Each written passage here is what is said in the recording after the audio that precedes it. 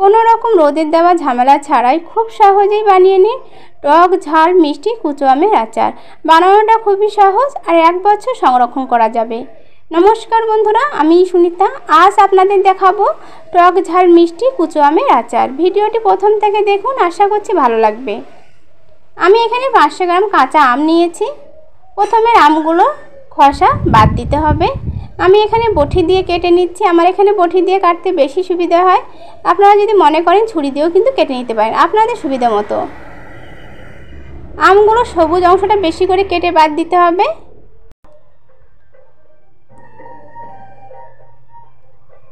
আমি এখানে 3টে আম নিয়েছি আর আমের কিন্তু ভালোভাবে সবুজ অংশটা কেটে বাদ দিয়েছি। এরপরে একদমই কুচো করে কেটে নিতে হবে। আমি এখানে বটি দিয়েই কুচো করে নিচ্ছি। আপনারা চাইলে কিন্তু এটা গ্রেটার দিয়েও কুচো করে নিতে পারেন।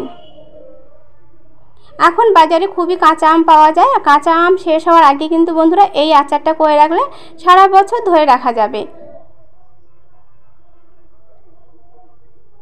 আর এই আচারটা বানাতে খুব বেশি সময় নেয় না, আর বিশেষ করে কোনো রকম রৌদ্র দেওয়া ঝামেলাই থাকে না। অনেকেই আচার খেতে ভালোবাসেন কিন্তু রৌদ্র দেওয়া ঝামেলার জন্য আচার করতে চান না, কিন্তু এই আচারটা করতে গেলে কোনো রকম রৌদ্র দিতে হবে না। খুব সহজভাবেই বাড়িতেই বানানো যায়।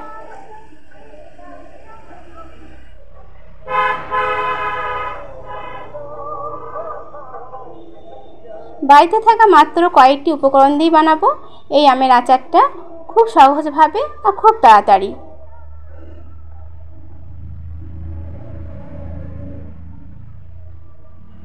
আমি একই রকমভাবে সবগুলো আম কিন্তু কুচো করে নিয়েছি। এখানে কিন্তু কোনো রকম জল ব্যবহার করব না, ঠিক এমনভাবে কুচো করে নিয়েছি। এখানে দেবো একটা স্পেশাল মশলা। এর জন্য একটা মশলা বানিয়ে নেব। এখানে দিয়েছি 2টো শুকনো লঙ্কা, হাফ চামচ দিয়েছি মৌরি, তার হাফ দিয়েছি এখানে গোটা জিরে। এগুলোকে শুকনো কড়ায় ভেজে নেব একদম কম আঁচে 40 থেকে 50 সেকেন্ড মতোই ভেজে নেব। এই সময় কিন্তু আঁচটা একদমই আস্তে রাখতে হবে যাতে কালারটা না নষ্ট হয়ে যায়। এটা ভাজা হয়ে গেছে, নামিয়ে নেব একটা প্লেটে। প্রথমে এটাকে ঠান্ডা করে নিতে হবে, তারপর এটাকে আমি শিলে মিহি করে নেব।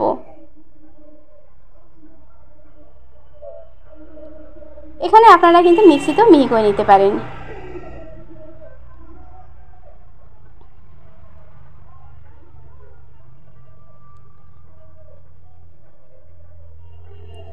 এটাকে একদম মিহি করার দরকার নেই, ঠিক হাফ মসৃণ করলেই হবে। এমনই হবে মসৃণটা, দেখুন আপনাদেরকে দেখাচ্ছি, ঠিক এমনই হবে মিহি করা। এটাকে একদম মিহি আমি করিনি, হাফ মসৃণ করেছি। এটা হয়ে গেছে, এক সাইডে সরিয়ে রাখবো। আবারও উনুনে কড়াই বসিয়ে দিয়েছি। এখানে দিয়েছি 300 গ্রাম চিনি। এখানে প্রায় 500 গ্রাম আম আছে। আমটা এখানে মিষ্টি আছে, আমি এখানে 300 গ্রাম চিনি দিয়েছি। আপনারা কিন্তু এখানে কম বেশি মিষ্টিটা দিতে পারেন। এখানে কোনো রকম জল দেব না, ভালোভাবে আমের সাথে চিনিটা মিশিয়ে নিতে হবে। আর এটাকে মিডিয়াম আঁচে রেখে আমি করছি। চিনিটা কিন্তু একদমই গলে গেছে। এখানে দিয়েছি শুধু কালারের জন্য দিয়েছি খুব সামান্য পরিমাণে হলুদ গুঁড়ো। এখানে দিয়েছি কাশ্মীরি লঙ্কার গুঁড়ো।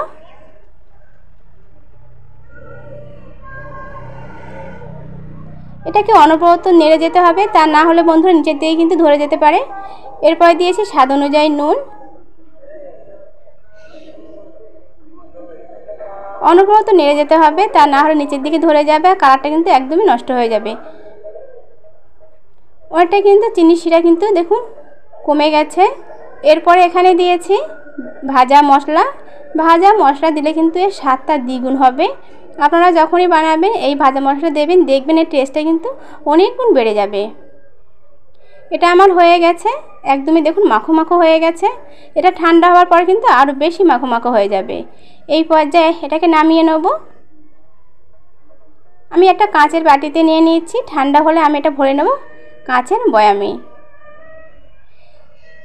আপনারাও ঠিক একবার এইভাবে বানিয়ে সারা বছর সংরক্ষণ করুন বন্ধুরা।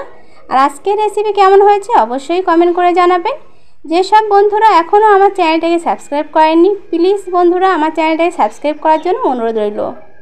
আর লাইক আর শেয়ার করতে একদমই ভুলবেন না। দেখুন কত সুন্দর হয়েছে দেখতে। এটাকে দেখতে যতটাই সুন্দর হয়েছে, খেতে কিন্তু ঠিক ততটাই লোভনীয় হয়েছে। কোনো রকম রোদে দেওয়া ঝামেলা ছাড়াই খুব কম সময়ের মধ্যে আমের আচার বানিয়ে সারা বছর সংরক্ষণ করে রাখতে পারবেন। আমি চামচ দিয়ে তুলে দেখাচ্ছি। দেখুন আমগুলো কিন্তু সেইভাবেই আছে, একদমই কিন্তু নরম হয়ে গলে যায়নি। দেখুন দেখেও বোঝা যাচ্ছে। তাহলে বন্ধুরা আজকের মতো সবাইকে নমস্কার। সবাই ভালো থাকবেন, সুস্থ থাকবেন।